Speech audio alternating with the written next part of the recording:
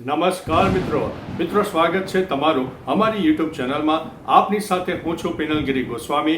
આજના વેધર એનાલિસિસમાં વાત થશે આજે તારીખ 28 જૂનથી લઈને 11 જુલાઈ સુધી ગુજરાતમાં કેવું રહેશે હવામાન, કઈ સિસ્ટમ સક્રિય થશે જે ગુજરાતને આવનારા દિવસોમાં વરસાદ આપશે, ગુજરાતમાં કયા વરસાદનો મેઘતાંડવ વધારે રહેશે, તમામ પ્રકારની માહિતી આ વિડીયોમાં તમને મળી જવાની છે। પ્રથમ વાત કરીએ તો સિસ્ટમની, મધ્ય ભારત તરફ એક મજબૂત સાયક્લોનિક સિસ્ટમ સર્જાઈ રહ્યું છે જે લાંબા ગાળાનો સાયક્લોનિક સિસ્ટમ હશે અને તેની અસરના ભાગરૂપે થઈને ઉત્તર ગુજરાત અને કચ્છના અનેક વિસ્તારમાં જોરદાર વરસાદ થાય। આગામી 3 દિવસમાં કચ્છમાં તો 1 ઇંચથી લઈને 12 ઇંચ સુધીના વરસાદ ફક્ત એક દિવસમાં થઈ જાય તેવી શક્યતા દેખાઈ રહી છે, કારણ કે આ સિસ્ટમ ઉત્તર ગુજરાત અને કચ્છને વધારે લાગુ પડવાની છે।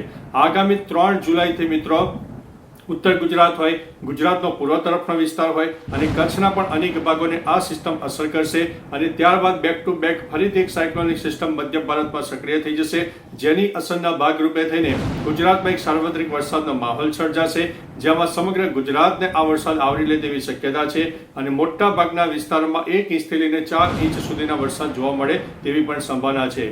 11 જુલાઈ સુધી તો મિત્રો એક સાર્વત્રિક વરસાદનો માહોલ રહેશે, જેમાં ઉત્તર ગુજરાત અને કચ્છનો આ વખતે વારો છે અને આગામી 10 દિવસમાં આ બે જગ્યામાં જોરદાર વરસાદ થાય તેવી સંભાવના છે। મધ્ય ગુજરાતમાં પણ હળવા મધ્યમ અને ધીમી ધારે વરસાદ ચાલુ રહેશે, થંડરસ્ટોર્મ એક્ટિવિટી સામાન્ય ઓછી થશે।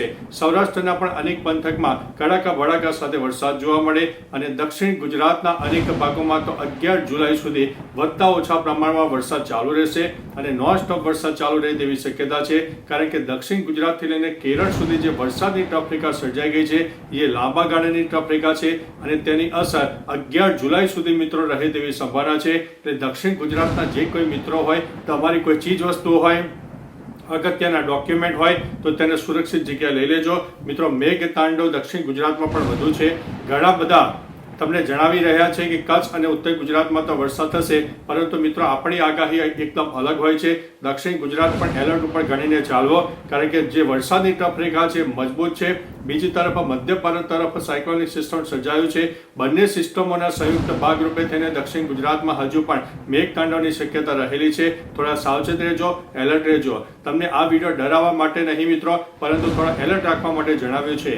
ગત 48 કલાકમાં જોઈએ તો કોઈ એક જગ્યામાં નદીમાં જોરદાર પાણીની આવક થઈ હતી, ત્યારે કોઈ પશુપાલકના ઘણા બધા જે પશુઓ છે તે પણ તણાઈ જવા પામ્યા હતા।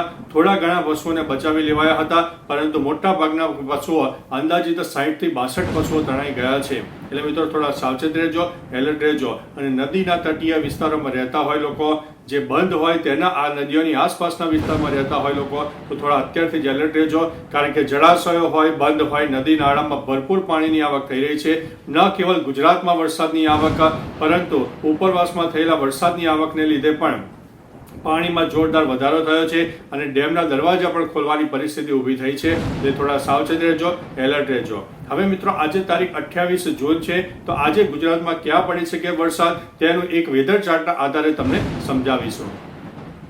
મિત્રો આજે તારીખ 28 જૂન 2025 છે, ત્યારે આજે 13 જિલ્લામાં મિત્રો ઓરેન્જ એલર્ટ આપી દેવામાં આવ્યું છે।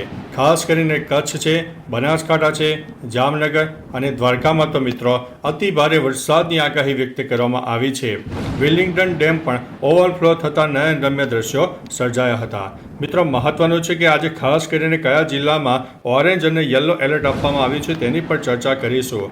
કચ્છ, બનાસકાંઠા, જામનગર, દેવભૂમિ દ્વારકામાં છૂટાછવાયા સ્થળોએ હળવાથી મધ્યમ વરસાદને લઈને ઓરેન્જ એલર્ટ આપી દેવામાં આવ્યું છે, જ્યારે મિત્રો પાટણ હોય, સાબરકાંઠા, જૂનાગઢ, ગીર સોમનાથ, દીવ, પોરબંદર, મોરબી, રાજકોટ, નવસારી, વલસાડ, દમણ અને દાદરા અને નગર હવેલીમાં છૂટાછવાયા સ્થળોએ હળવા વરસાદને લઈને યલો એલર્ટ પણ આપી દેવામાં આવ્યું છે। મિત્રો મહત્વનું છે કે વેધર ચાર્ટના આધારે તમે જોઈ શકો છો કે કયા વિસ્તારમાં ઓરેન્જ એલર્ટ છે, કયા વિસ્તારમાં યલો એલર્ટ છે અને કયા વિસ્તારમાં હજુ યલો એલર્ટની સંભાવના છે અને કયા વિસ્તારમાં હળવો મધ્યમ વરસાદ ચાલુ રહેશે। તો ઓરેન્જ એલર્ટની વાત કરીએ તો કચ્છ, બનાસકાંઠા, જામનગર અને દેવભૂમિ દ્વારકામાં ઓરેન્જ એલર્ટ આપી દેવામાં આવ્યું છે, ત્યારે યલો એલર્ટની વાત કરીએ તો પાટણ હોય, સાબરકાંઠા, જૂનાગઢ, ગીર સોમનાથ, પોરબંદર, મોરબી, રાજકોટ, નવસારી, વલસાડ, દીવ, દમણ અને દાદરા નગર હવેલીમાં યલો એલર્ટ આપી દેવામાં આવ્યું છે.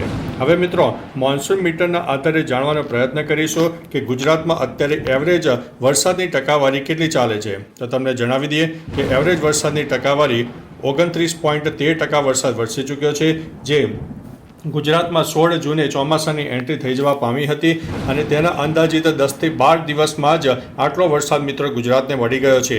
ત્યારે કચ્છની વાત કરીએ તો કચ્છમાં એવરેજ વરસાદનું પ્રમાણ 23%ની આસપાસ, સૌરાષ્ટ્રમાં 30%ની આસપાસ, ઉત્તર ગુજરાતમાં પણ 21%ની આસપાસ, દક્ષિણ ગુજરાતમાં મિત્રો સૌથી વધુ ગ્રાફ ઉપર જઈ રહ્યો છે, જેમાં 31%ની આસપાસ જોવા મળ્યો છે, જ્યારે મધ્ય ગુજરાતમાં 30%ની આસપાસ વરસાદ જોવા મળ્યો છે. હવે મિત્રો વેધર ચાર્ટના આધારે તમને જોવા મળશે કે આવનારા દિવસોમાં એટલે કે અંદાજિત 3 જુલાઈની આસપાસથી આ જે વરસાદની સિસ્ટમ છે ગુજરાતને ખાસી અસર કરવાની છે. ઉત્તર ગુજરાતના ભાગો હોય અને ત્યારબાદ કચ્છના પણ અનેક ભાગોમાં મેઘતાંડવ સર્જાશે. મધ્ય ગુજરાતના પણ ઉત્તરીય પટ્ટામાં પણ વરસાદની શક્યતા છે અને પૂર્વ તરફનો વિસ્તાર આખો વરસાદથી પ્રભાવિત થશે.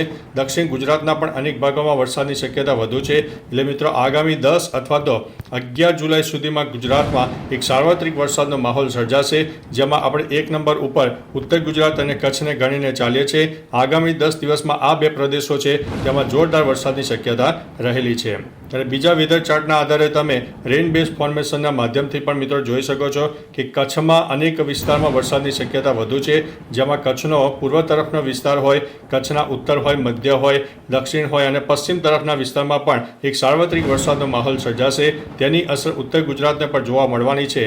સૌરાષ્ટ્ર, મધ્ય ગુજરાત અને દક્ષિણ ગુજરાતમાં છૂટાછવાયા વરસાદની શક્યતા હજુ પણ રહેલી છે.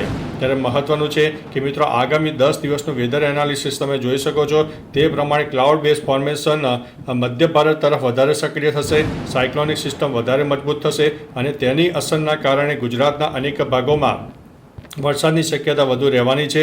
શરૂઆત થશે પૂર્વ ગુજરાતથી, જેમાં મોટાભાગના વિસ્તારોમાં વરસાદની શક્યતા વધુ છે. આવનારા દિવસોમાં નવી વરસાદની સિસ્ટમ સક્રિય થશે તો અમારા વિડીયોના માધ્યમથી તમને તમામ પ્રકારની માહિતી આપતા રહીશું. તો ચાલો મિત્રો ફરીથી હવામાનની લેટેસ્ટ માહિતી લઈને મળતા રહીશું. ત્યાં સુધી અમને રજા આપશો. નમસ્તે.